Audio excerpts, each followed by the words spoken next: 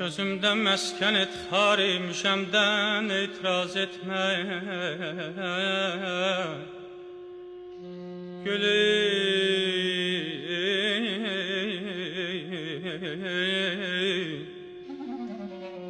Gülü xəndana sordum, xara yar olmak zarar vermez.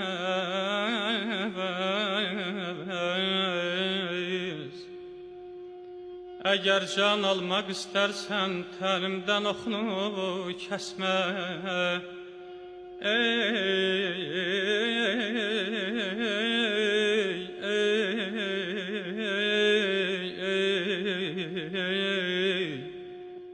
Gülü xəndana sordum, xara yar olmak zarar vermez. Ay da day da day da day.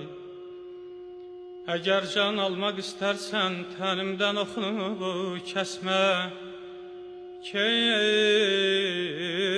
Pejmürden ihale vermeyince su semer vermez. Qiyas et şəmmiden vəhmeyle çarxının qılabından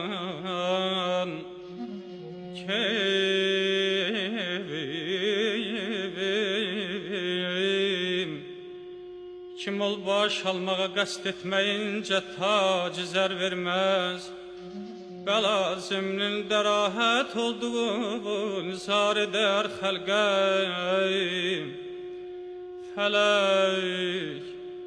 Feleh behude xar xuşkudan gül bergi ter vermez.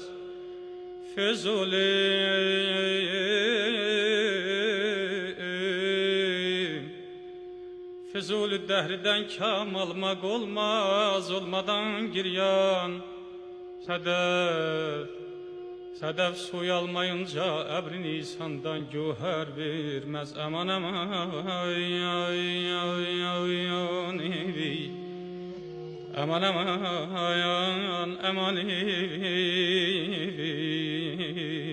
aman ayda dibi da canım ay.